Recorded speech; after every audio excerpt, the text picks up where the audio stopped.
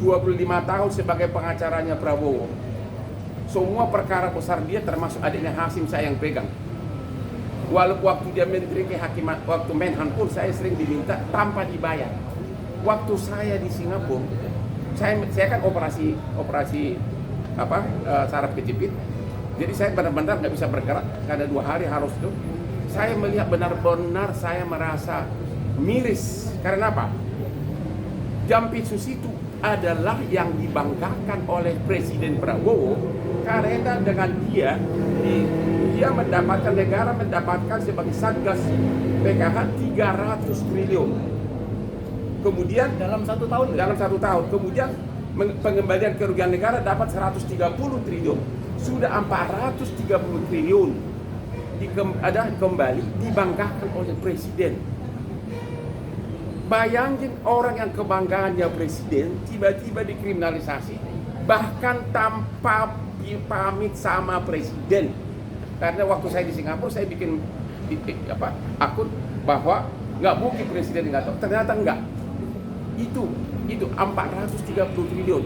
Lu bayangin coba, disitulah saya merasa marwah dari klien saya yang sampai sekarang hubungan baik. Saya merasa tertantang, walaupun saya namanya jadi sedikit karena 90% follower saya biasanya semua kasus viral yang melanggar hak asasi gue yang pegang gratis. Semua, termasuk Anda tahu lah, semua yang di Indonesia ini. Mereka kalau ke Komnas nggak laku kasusnya. Kalau saya yang viral, bom. Sudah 10 tahun saya begitu. Kasus Yuvita, kasus polisi yang kemarin itu yang bikin, kasus Radit di Mataram, kasus pesantren Lombok, kasus ABK kapal yang itu semua. Kalau udah saya ngomong sukses semuanya. Saya tidak minta imbalan apapun, walaupun semua konglomerat klien saya. Itulah saya mau. Saya terpanggil ya karena saya merasa ada yang baik. Dan yang kedua, beliau ini sekarang Jampitsus, lu tahu nggak transfer pricing itu? Dalam sejarah kejaksaan di Indonesia sejak zaman Majapahit, termasuk presiden-presiden yang sebelumnya, belum pernah ada kejaksaan ya, ini aja sudah 430 triliun yang terkumpul uang berupa uang cash masuk negara.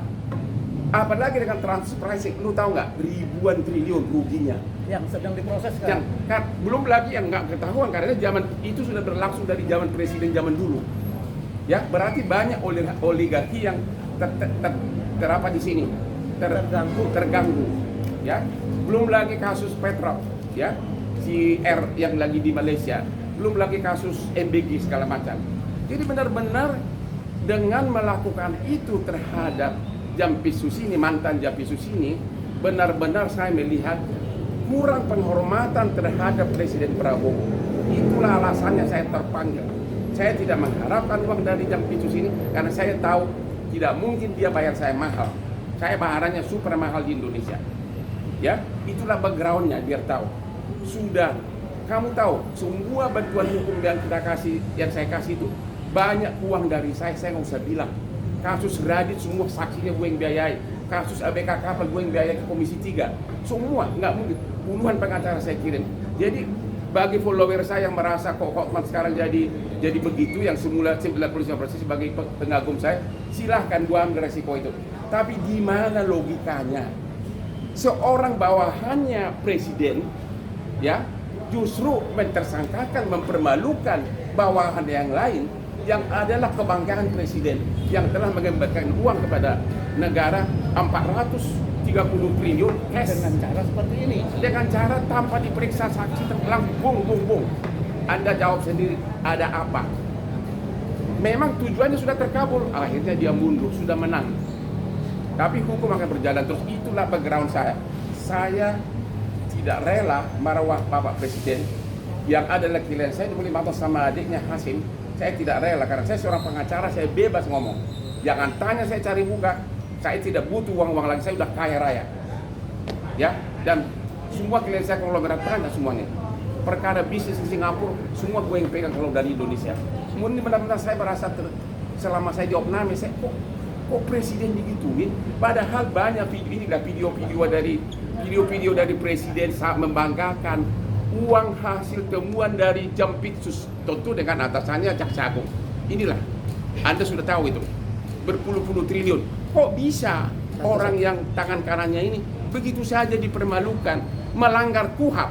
Kalau ada yang mengatakan itu tidak melanggar KUHAP, ayo kita sama-sama robek segala sarjana hukum kita. Benar-benar KUHAP itu tidak dipakai sama sekali.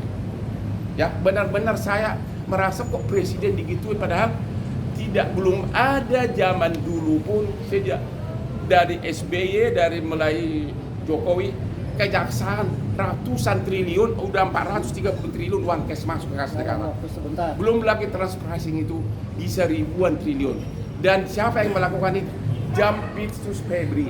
Kok kenapa langsung lebih rendah dari tukang ayam, lebih rendah dari pencuri ayam?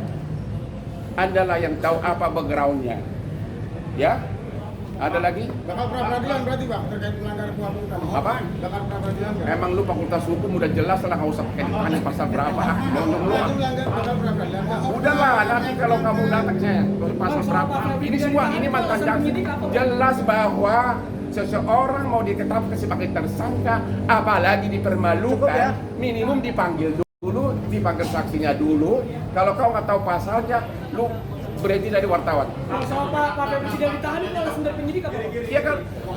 Ya, Bentar dulu bang. Bentar dulu bang. Bentar dulu bang. Iya bentar dulu bang, lagi dijawab bang. tidak ditahan Bentar dulu. karena memang Anda sudah melihat sendiri. Anak SD pun mengatakan bahwa itu bukan tindak pidana, belum ada bukti. Kami sudah mengajukan permohonan untuk tetap tidak ditahan. Satu. Tadi dengan alasan karena beliau ini begitu ditetapkan tersangka mengundurkan diri. Itu artinya kooperatif, mempersilahkan pemeriksaan secara profesional. Tidak mau mengintervensi. Oke. Selanjutnya kedua, karena sudah tidak jampitsus, dia tidak bisa mengatur apapun yang ada di dalam sini lagi. Sudah ada PRT-nya. Ketiga, barang buktinya pun sudah dikuasai oleh penyidik. Apalagi itu alasan-alasan yang selama ini dikeluarkan oleh penyidik untuk melakukan penahanan. Yang terakhir, karena ada upaya hukum cekal, tidak perlu ditakutkan lagi dia keluar negeri. Menurut kami itulah alasan yang bisa mungkin diterima oleh perusahaan. Yang paling penting kalian bertanya, kalau Anda punya nyali bertanya, tanya kepada Kapolri, hei kenapa nggak nanya Pak Prabowo dulu sebelum melakukan ini terhadap tangan kanan dari yang dibanggakan oleh Presiden Prabowo. Tanya. Saya baru tahu tidak ada izin.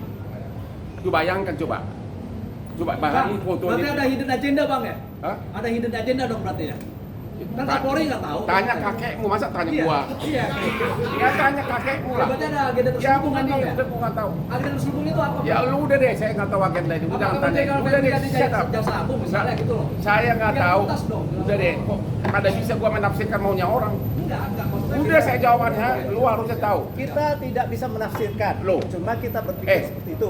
Seorang kebanggaan dari ini, lihat nggak foto ini, kebanggaan dari presiden. betul. Dan tanpa itu Dan ada sudah bang, mengembalikan gara-gara 430 triliun. Belum lagi transfer pricing yang begitu besar yang tidak pernah disentuh sebelumnya. Begitu saja dipermalukan. Ada apa? Tanya, makanya malam ini kalian langsung ke Mabes Polri tanya kalau kau bukan pengecut.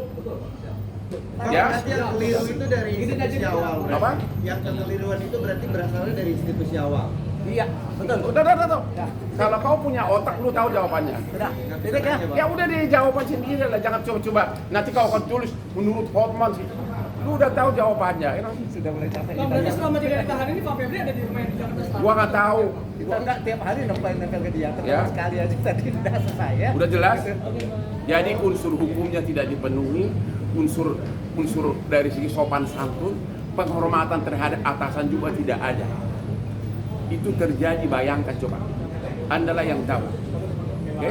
Kalau ada anak Anda yang sangat membanggakan, Anda sudah menghasilkan duit bagi keluarga, tiba-tiba oleh anak yang lain langsung dipermalukan. Apa? Yang malu duluan adalah bapaknya. Makanya saya bilang, saya maju, ya. Saya tidak mengharapkan apa-apa dari presiden. Lo tahu gua dikasih jabatan apapun, termasuk menggantikan siapa itu, si Pigai, gua nggak akan mau, nggak tertarik gua. Walaupun perlindungan HAM sudah ribuan kasus dari gua dari Kopi Joni tanpa imbalan apapun. Modal saya hanya satu handphone. Begitu saya teriak, habis semua. Semua PJD langsung kocar kacir. Yasmi Hotman Paris, teman dekatnya MB dulu. Oke.